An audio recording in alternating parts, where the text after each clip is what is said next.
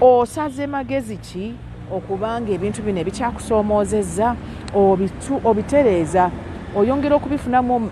max nobeera ng'obubonero osobola okubukola ki okubulinnyisa ate ne bino byotegeera obeere ng'otambulira awo ng'omaintaininga okubanga emax zino singa obadde okubala obadde okujja okufundiramu 789 obeere nga leero totuuka ekiseera aye n'ofuna 5 aye n'ofuna 4 tusaze magezi ki okubanga bye tutegeera tubikuuma ate bye bikyatutawaanya se bitulemye.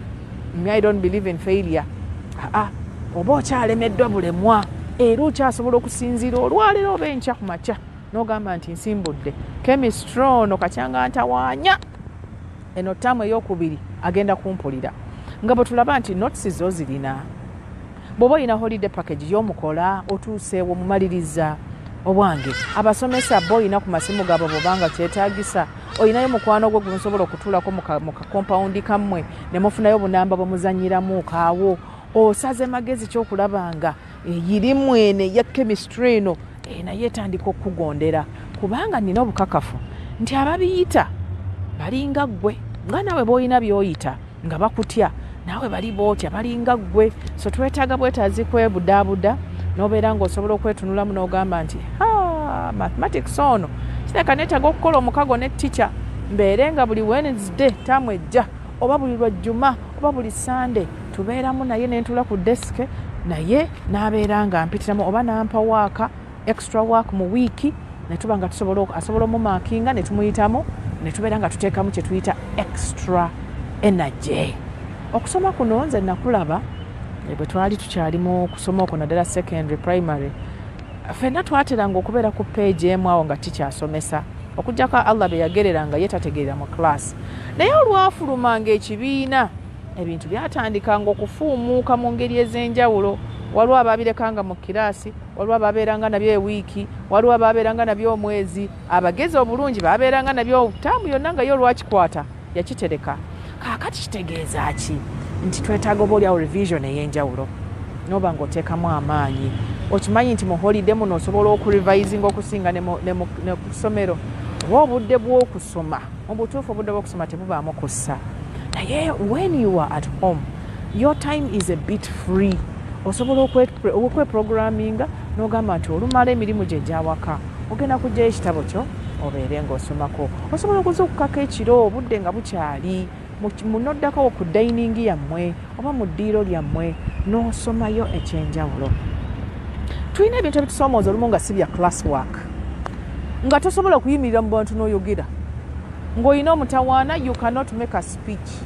Okimanyi nti mu kisenge kyawo wennyini osobola okutandika okwogera ng'otunula mu kalabirwamu okwo bwe muba mulina akalabirwamu mu kisenge kyammwe n'otandika public speech ng'ofunayo ka speech n'okawandiika n'oyogera n'obeera nga akutta omuzindaalo n'obeera ng'odalasaamu okuba ng'osobola okweyogerako. Wabulamu buno tubuzudde nti if you cannot express yourself oba tusobola mu butuufu kuyimirira ne bweyogerako oba n'oyogera ensonga zo nga bw'ozitegeera naddala ng'ozifuddeko nga ozisengeka bulungi obulamu buba bujja kukaluubiririra ddala kuba osoma tusuubira nti osuubira okufuna omulimu. Emirimu egisinga giyina kye tuyita interview olumu ebeera fomo olumu ebeera informal ng'omugagga ajja kuyita mu mmotoka ye akubuuzeemu awo ebibuuzo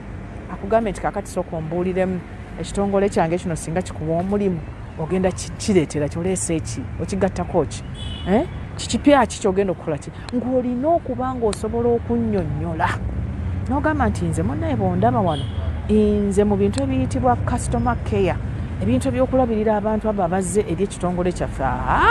ekyo nkisobola nnyo mu bintu ebyokunnyonnyola for example okunnyonnyola ku products oba okunnyonnyola ku bye tutunda ekyo nakyo nkisobola. Bwe bintu ebyokulongoosa nti nja kulongoosa wano wabeere nga watemagana bakubuuza kiki kyoleese olina okuba ng'osobola okunnyonnyola n'oba ng'osemberera okumatiza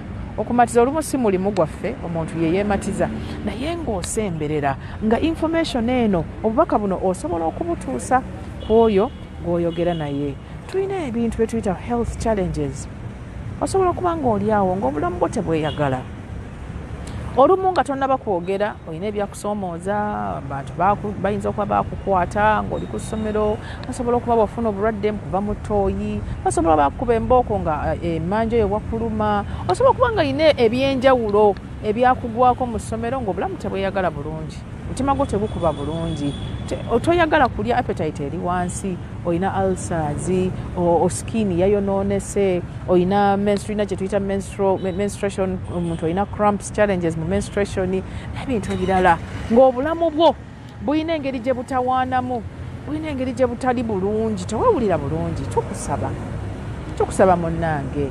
gamba omuzaddewo buno bwe budde bw'okugamba taata nti taata amaaso nno gantawaanya bwe budde bw'okugamba mami oba dadi ti dadi erinnyo lino erisembayo eno lyalinga mpulira ngeri erinnumirira oleme kubba nga wajja n'ekintu ekikusoomozza oba kizze wano mu holide ate okizzeeyo ku ssomero kubanga okusoma kwagala nnyo abantu abalamu